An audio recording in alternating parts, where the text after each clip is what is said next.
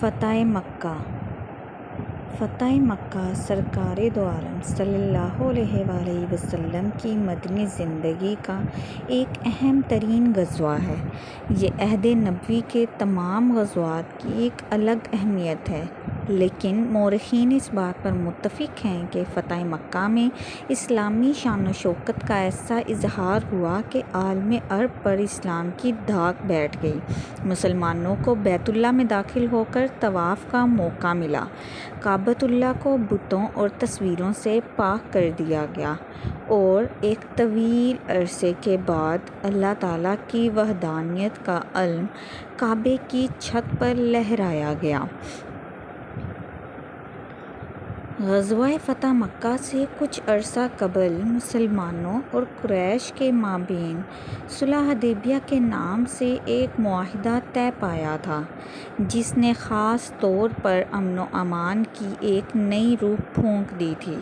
اس معاہدے میں تمام قبائل کو اختیار دیا گیا تھا کہ جس کے ساتھ ان کی مرضی ہے ان کے ساتھ اپنا الحاق کر سکتے ہیں۔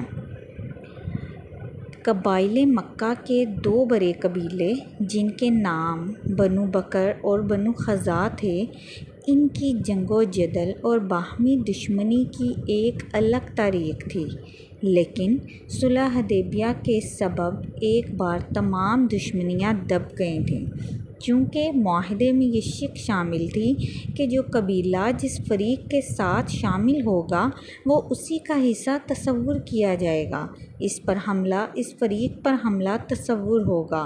اس معاہدے کے تحت بنو خزاع آقا دو عالم صلی اللہ علیہ وآلہ وسلم کے گروہ میں شامل ہو گئے، جبکہ بنو بکر قریش مکہ کے ساتھ شامل ہو گئے۔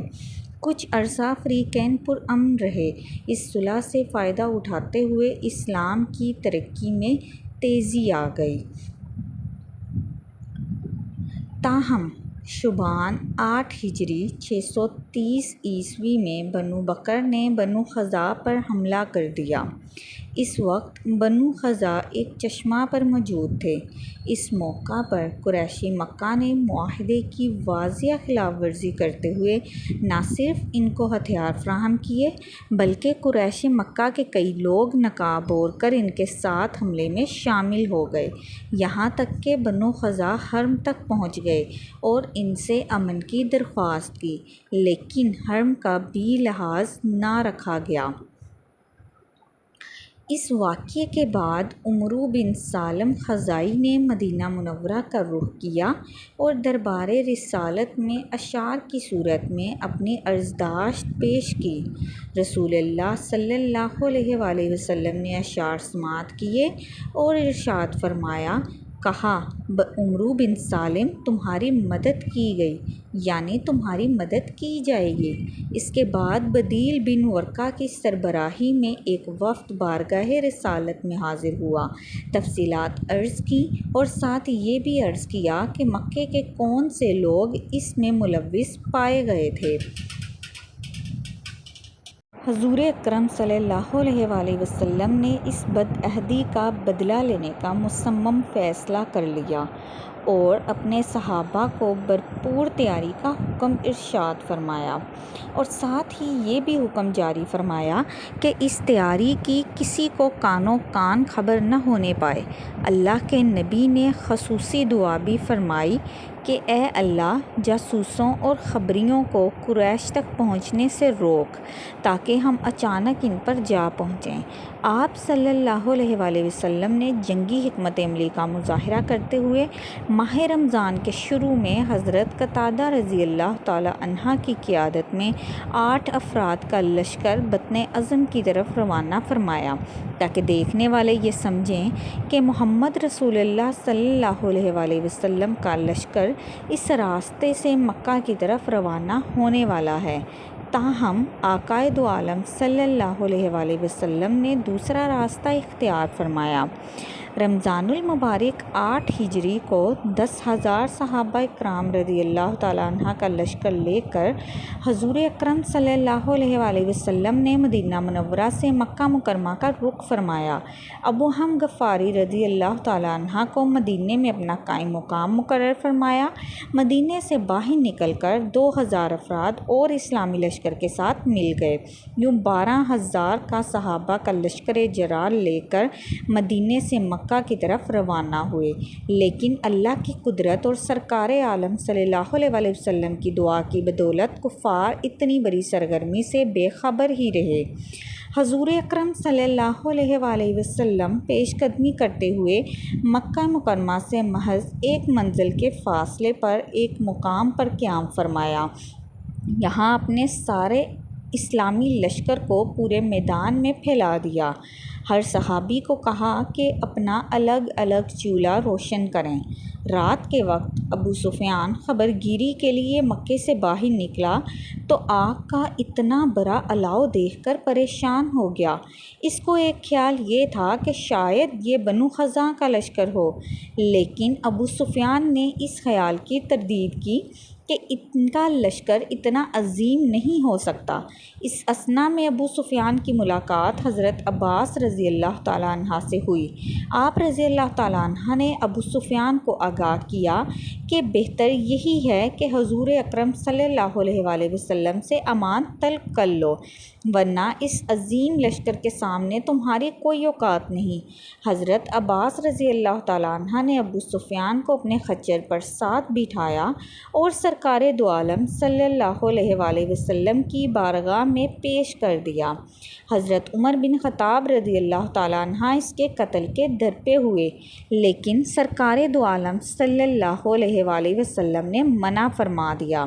ایک ایسا شخص جس نے مسلمانوں کے خلاف جنگیں لڑیں، جس نے اسلام کو نقصان پہنچانے کی ہر ممکن کوشش کی، جس نے نبی کریم صلی اللہ علیہ وآلہ وسلم کو شہید کرنے کی کوشش کی، جس کی بیوی حمدہ نے حضرت حمزہ رضی اللہ تعالیٰ عنہ کا کلیجہ چبایا، ایسے متعصب اور کٹر دشمن کو سامنے پا کر معاف کرنا اللہ کے نبی کی صفت ہی ہو سکتی ہے۔ عام آدمی اس کو معاف کرنے کا تو تصور بھی نہیں کر سکتا تھا۔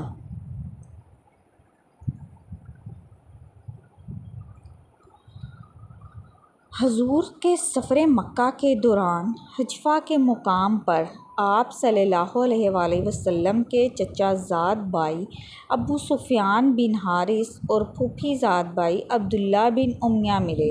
حضرت علی رضی اللہ تعالیٰ عنہ نے ابو سفیان بن حارث کو حضور سے معافی مانگنے کا طریقہ سکھایا تو آپ صلی اللہ علیہ وآلہ وسلم نے معاف فرمایا۔ اسی طرح حضرت عباس رضی اللہ تعالیٰ عنہ نے حضور اکرم صلی اللہ علیہ وآلہ وسلم سے عرض کی، یا رسول اللہ صلی اللہ علیہ وآلہ وسلم، ابو سفیان ایک جاہ پسند اور اعزاز پسند شخص ہے، آپ اس کو کچھ اعزاز عطا فرمائیں تاکہ یہ مطمئن ہو جائے۔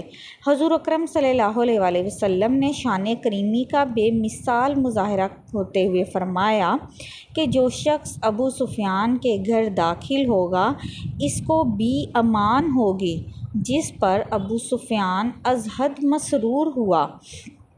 حضور اکرم صلی اللہ علیہ وآلہ وسلم نے لشکر اسلام کو مکہ کی طرف کوچ کا حکم ارشاد فرمایا۔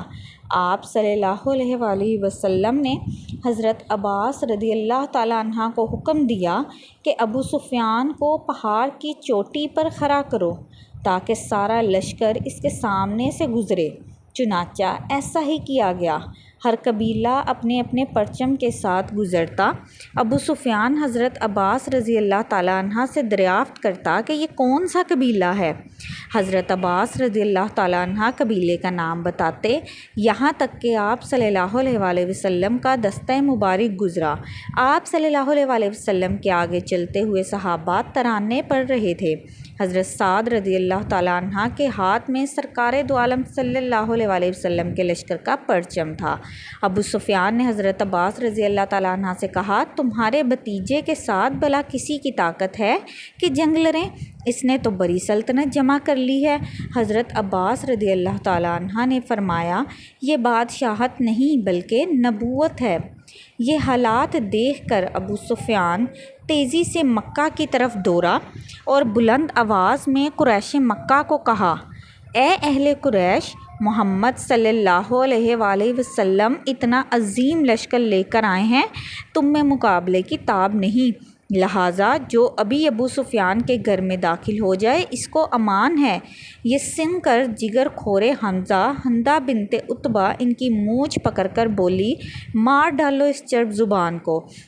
ابو سفیان نے اپنی بیوی کو ڈانٹا اور حضور اکرم صلی اللہ علیہ وآلہ وسلم کا اعلان لوگوں تک پہنچا دیا، کیونکہ ابو سفیان کا گھر اتنا بڑا تو نہیں تھا کہ سب لوگ اس میں داخل ہو سکتے۔ چنانچہ یہ اعلان کیا گیا، جو اپنے گھر میں داخل ہو گیا اس کو بھی امان ہے۔ یہ سن کر اہل مکہ حرم کی طرف دوڑے اور کچھ لوگ اپنے اپنے گھروں کی طرف بھاگے۔ حضور اکرم صلی اللہ علیہ وآلہ وسلم نے مکہ میں داخل ہونے سے قبل ذی الطویٰ کے مقام پر لشکر کی تقسیم کی اور مکہ میں مختلف راستوں سے داخل ہونے کی حکمت عملی اختیار فرمائی۔ حضرت خالد بن ولید رضی اللہ تعالیٰ عنہ کو حکم دیا کہ وہ مکہ مکرمہ کے زیریں حصے کی طرف سے داخل ہوں۔ ان کو راستے میں کچھ مزاحمت ہوئی جس کو حضرت خالد بن ولید رضی اللہ تعالیٰ عنہ نے کچل دیا۔ حضرت زبیر بن عوام کو حکم دیا کہ وہ مکے کے بالائی حصے کی طرف سے داخل ہوں اور مقام ہجون میں سرکار دو عالم صلی اللہ علیہ وآلہ وسلم کا انتظار کریں۔ حضرت ابو عبیدہ کو حکم دیا کہ وہ وسطی راستے سے مکہ مکرمہ میں داخل ہوں۔ یہ تمام لشکر اپنے اپنے مقررہ راستوں سے ہو کر مقررہ مقام پر پہنچ گئے اور آقائے دو عالم صلی اللہ علیہ وآلہ وسلم کی تشریف آوری کا انتظار کرنے لگے۔ اللہ کے آخری نبی صلی اللہ علیہ وآلہ وسلم آج اپنے اس آبائی شہر میں فاتح کی حیثیت سے داخل ہو رہے تھے، جہاں سے آپ صلی اللہ علیہ وآلہ وسلم کو رات کی تاریکی میں نکلنا پڑا تھا، جہاں پر آپ صلی اللہ علیہ وآلہ وسلم پر ظلم و ستم کے پہاڑ توڑے گئے تھے، جہاں پر مکے کی وسعتیں آپ صلی اللہ علیہ وآلہ وسلم پر تنگ کر دی گئی تھیں، جہاں پر آپ صلی اللہ علیہ وآلہ وسلم کو طواف کرنے سے روک دیا جاتا تھا، جہاں آپ صلی اللہ علیہ وآلہ وسلم پر اوجری ڈال دی جاتی تھی، جہاں آپ صلی اللہ علیہ وآلہ وسلم پر پتھر برسائے جاتے تھے، جہاں آپ صلی اللہ علیہ وآلہ وسلم کا مذاق اڑایا جاتا تھا۔ آج اس شہر میں 12,000 کے لشکر کے ساتھ انا فتحنا لک فتحا مبینا کی بشارت لے کر یہ عظیم کامل اور آخری نبی مکہ میں داخل ہو رہے تھے۔ اس دن آپ نے سیاہ عمامہ باندھ رکھا تھا اور ایک اونٹنی پر سوار تھے۔ جو ہی آپ صلی اللہ علیہ وآلہ وسلم کی نظر بیت اللہ شریف پر پڑی، آپ صلی اللہ علیہ وآلہ وسلم کا سر اقدس اللہ کریم کی بارگاہ میں جھک گیا۔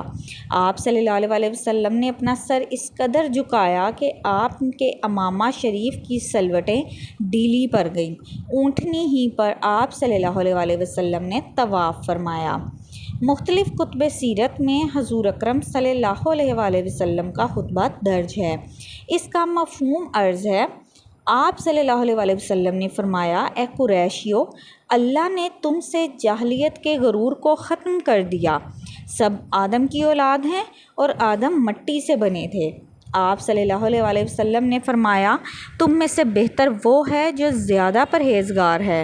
آپ صلی اللہ علیہ وآلہ وسلم نے پوچھا، اے قریش، بتاؤ میں تمہارے ساتھ کیا کرنے والا ہوں؟ سب نے کہا، آپ شریف بھائی ہیں، شریف بھائی کے بیٹے ہیں۔ آپ صلی اللہ علیہ وآلہ وسلم جو کریں گے اچھا کریں گے۔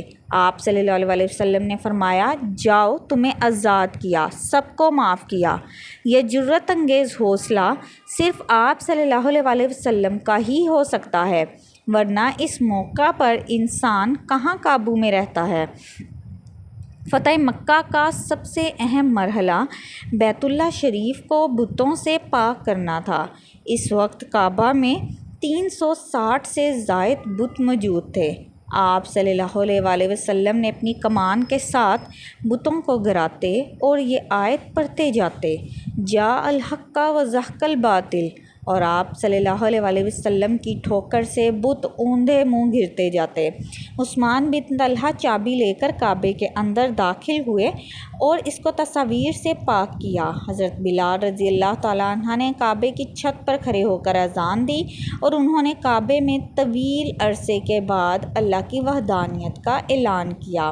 اللہ سے دعا ہے کہ وہ ہمیں سیرت رسول صلی اللہ علیہ وسلم پر عمل کرنے کی توفیق عطا فرمائے۔